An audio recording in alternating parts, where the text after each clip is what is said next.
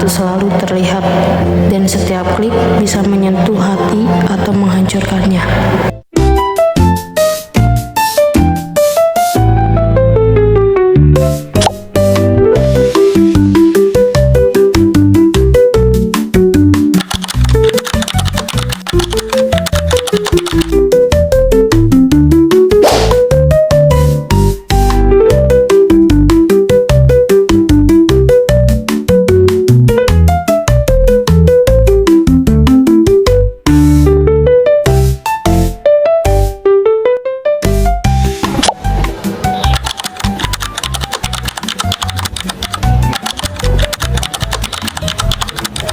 Keren banget sih nih cewek, najis banget.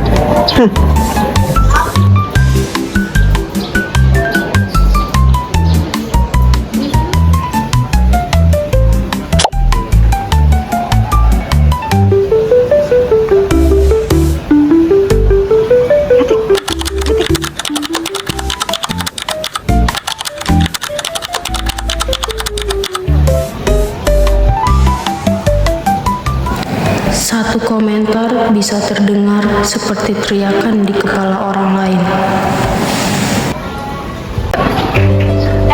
Saskia gila banget ya, biasanya ceria, sekarang murung. Kayaknya gara-gara komenan Instagramnya Ikhlas deh, dia udah ngeliat kayaknya.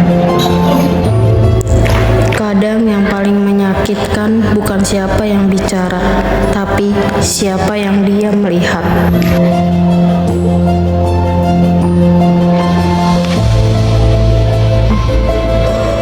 Ada Ikhlas tuh. Ikhlas, kayaknya komentar lu nyakitin hati Saskia deh.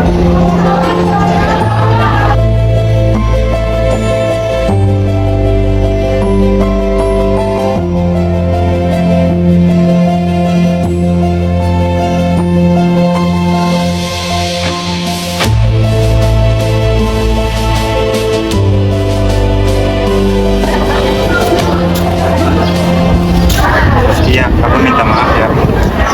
Bercanda itu ringan, tapi bisa nyakitin kalau nggak dipikir.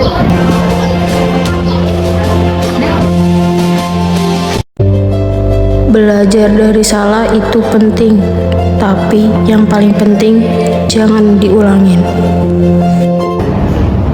Apa sih itu komentar bijak? Komentar bijak adalah komentar yang memperhatikan nilai kesopanan, kesantunan, dan tanggung jawab sosial serta hukum. Walaupun setiap orang berhak untuk berkomentar, tetapi kita sebagai netizen yang bijak harus memikirkan dampak apa ke depannya untuk orang lain.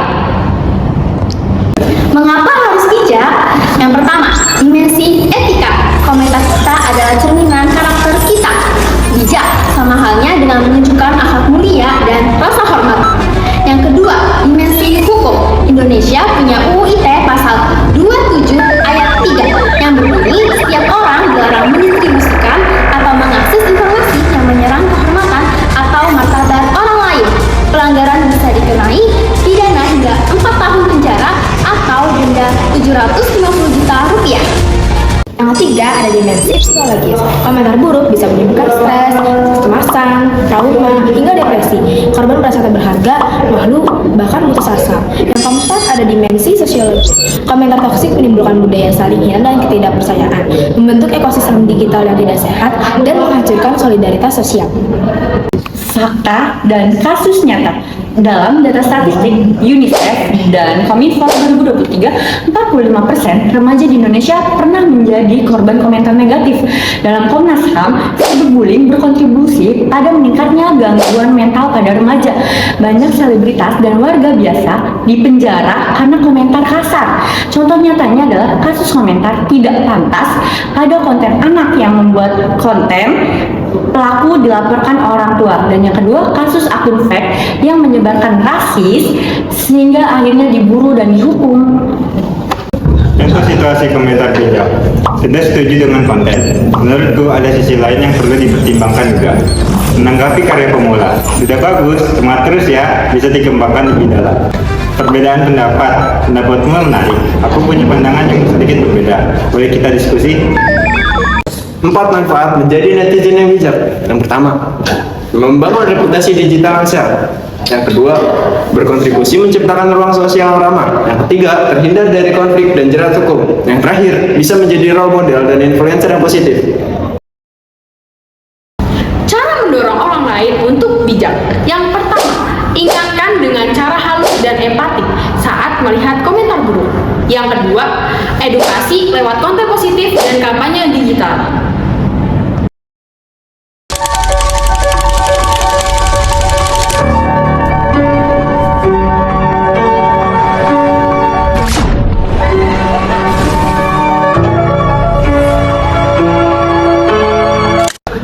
Hidupnya sehat dimulai dari diri sendiri.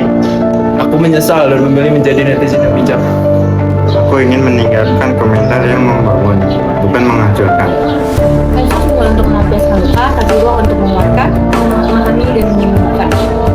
Karena dari kita bisa menjadi doa atau menjadi luka. Apakah kata-katamu akan menjadi pelita atau jadi as dan melekat tanpa ampun? Cerita ini menggambarkan bagaimana satu komentar negatif di media sosial dapat memberikan dampak emosional yang besar pada seseorang. Saskia yang awalnya ceria berubah menjadi murung setelah membaca komentar jahat dari Ikhlas. Meski terlihat sederhana, komentar itu membuatnya merasa sedih dan terluka. Namun, dengan kesadaran dan keberanian untuk mengakui kesalahan, konflik mulai mereda. Ikhlas akhirnya meminta maaf, dan teman-teman mulai menyuarakan kampanye untuk bersikap bijak di media sosial.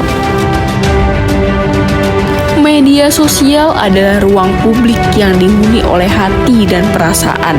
Setiap klik bisa menyembuhkan atau menyakiti.